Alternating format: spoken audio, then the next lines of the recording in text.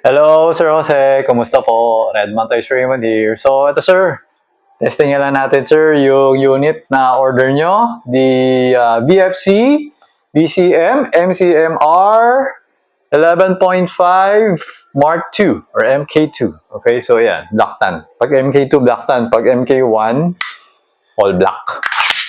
Okay, so for this unit, no, medyo ano ba? Medyo tinesting ko na siya. Actually, in-adjust ko yung FPS niya. Nilagay ko siya sa nasa 450, 460.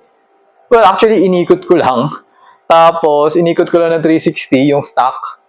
Tapos, pinotok ko siya dun sa using yung mga lumang M4 mugs ko. Pumalo ng, actually sa M4 mugs ko na luma, pumalo siya ng 420. Tapos, tinesting ko yung magazine mo, saka yung dalawang magazine mo.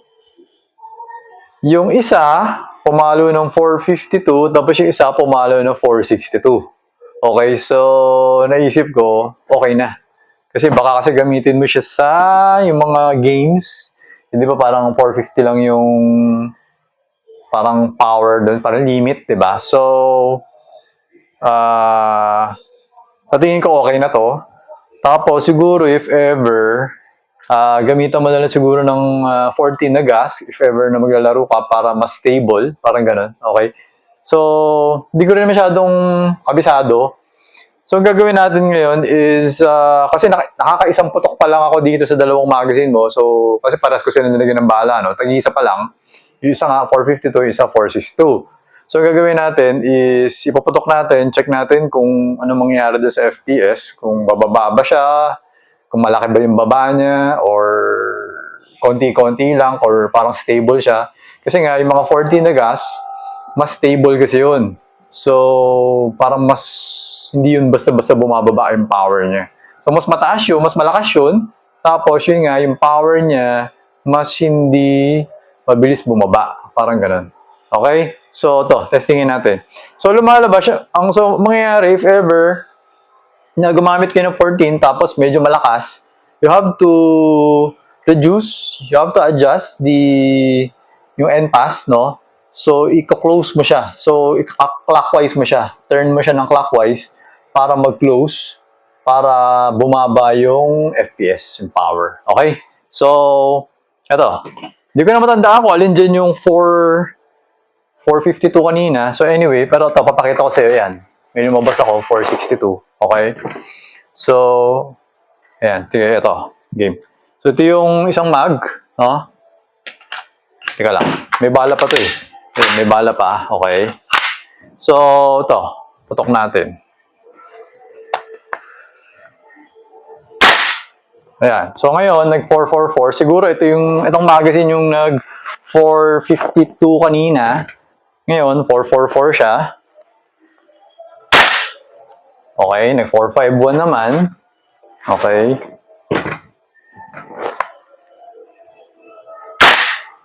.6.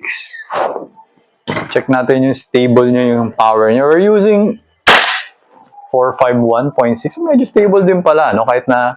So, yung ginamit kong gas, 12 lang, 12. 447.1.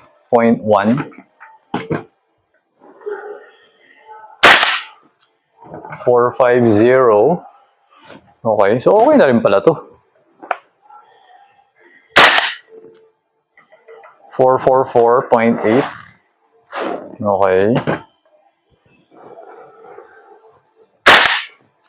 451.8.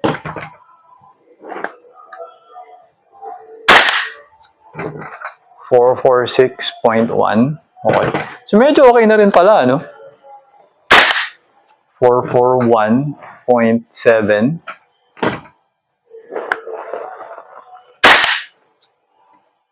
444.8. Stable siya, no? Yung power. Hindi siya katulad ng Wii. Pag yung mga WE, mabilis bumaba yung power. 455. Okay, so wait lang, time out. Medyo nangangawit na ako. Okay. Ngayon, teka lang. change mag. Yung isa naman tayo kasi parang humihina na siya eh. Hindi ko alam, parang kulang na yung gas. So, change mag lang tayo. Check ko lang yung isa. Okay, so ito naman yung isang mag. Kata itong isang mag parang mas matigas siya, mas masikip, no? So, 455, no? Kanina, yan, parang mas malakas yung blowback na to. Pero, 452. Okay, so,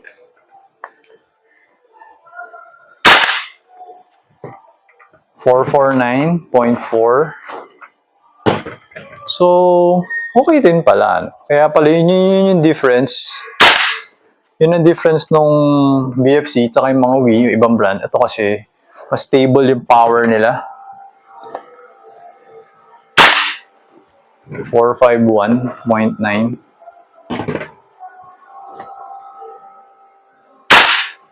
Yan. So, nasa 450 siya, more or less, no? Okay na to. So, basically, pwede nang ipanlaro to if ever. 457.7. Okay. 451.1. Okay? So, nakawit ako. Okay. So, ngayon naman, testing na natin yung full auto naman, sa full auto. So, actually, maganda rin nga kapag hindi sobrang taas, at least kahit pa paano yung full auto mo, burst mode mo, maganda pa rin. Yun yung ibig sabihin. Parang kumbaga, snappy pa rin siya. Okay? So, ito hindi ko hindi ko alam kung kulang na yata sa gasto eh. Ayan, dagdagan na lang natin ng naubos yung mga gas ko. Lagyan natin ng gas. Bago natin i-full auto. Nakabitin eh. Alright. So, ito naman sir, full auto natin. So, burst mode natin. Okay. So,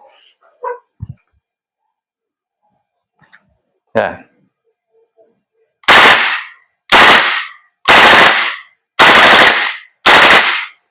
Okay. So, nag-open bolt na siya kasi wala nang bala. Okay. So, ayan, open bolt. So, ngayon, gamitin natin yung isang magazine. Okay. Alright. So,